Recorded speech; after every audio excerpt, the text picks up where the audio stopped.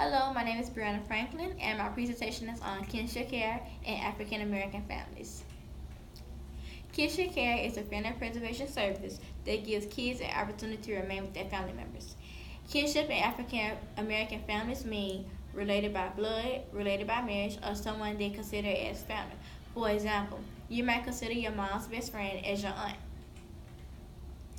The African proverb, "It takes a village to raise a child," is something that they followed by during slavery times. So if the parent was sold off the plantation, then it was up to the village to continue raising that child as if it was their own. Because there are so many children in care and in foster families were slowly decreasing, kinship care has grown and became more successful. Because of the lack of resources available to African American families, they turn to their family members for help, and that's kind of how extended families started off. Alcohol and drug usage, teen pregnancy, violence, crime, and poverty are what led to child neglect and abuse. It has been said that African American children come into the foster care systems more than others, remain in the system longer, and receive the placement no one else really wants. Just because the biological parent isn't able to take care of the child doesn't mean no one else in the family can't. There are at least 400,000 children that are in the system that are participating in kinship care. During 1985 to 1991, the number of children in foster care increased by 45%. And since 1995, the number of African American children with kinship care is between 7% and 8%. Between 1990 and 2000, a number of children lived with relatives that played the role as the parent. In 2000, the majority of African American children lived with their parents.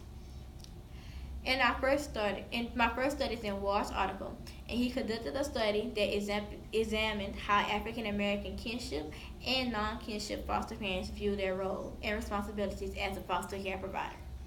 African American kinship foster parents became foster parents because they did not want their relatives to be placed in foster care with a stranger. For the non-kinship caregivers, providing a child with love and a safe home that motivated them to become foster parents. So, to collect the data from the participants of the study, a self-administered foster parent role perception scale, a self-administered demographic questionnaire, a prepaid return address envelope, and a cover letter was sent to 166 of the selected participants. Out of the 166, 110 completed all the required documents, and then all 110 participants were then divided into two groups: kinship and non-kinship foster parents. Chi-square was used to test to see if there was a statistically significant difference between the demographic of the foster parents. Frequency distribution was used to measure the birth family facilitator, assist with social and emotional development, agency partner, and subscale mean scores. T-test was used to test those same factors, mean scores. Regression was used to find out how much of a difference in the African American kinship and the non-kinship foster parents of subscale mean scores can be used to predict the age, income, years as a foster parent, and the greatest education level completed. Results. For regression, there was a statistically significant difference in kinship and non-kinship foster parents when it came to the number of years as a foster parent. 27% of the non-kinship foster parents had at least 11 years of service, and kinship foster parents had 7%. For the kinship and non-kinship foster parents' age, there was no notable changes. For income, the chi-square came out to be 1.67, and the probability was 0.796. For the greatest level of education, the chi-square came out to be 5.02, and the probability was 0.258. In conclusion, African American and non-kinship foster parents are more alike than different when it comes to demographic characteristics. For example, their income and education represent the communities they live in, which is mostly populated with African American and middle class. The study shows that both groups' primary provider role responsibilities were as the caring for the needs of the child. The study shows that there is a correlation between the agency's demand, expectations of foster parents, and the African American kinship and non-kinship foster parents' view of their role as a foster care parent. The second study was in Sharon's article. Many African American children are coming into the out-of-home care. 2/3 of kinship caregivers happen to be grandparents of these children. A study was developed to show how beneficial kinship care can be for the child.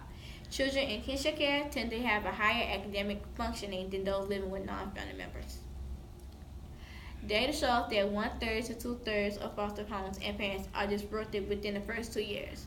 Children in kinship care doesn't experience placement disruptions because the family is more stable. Results. The study shows that inconsistencies in family interactions, exposure to abuse, and maltreatment influences how children see themselves.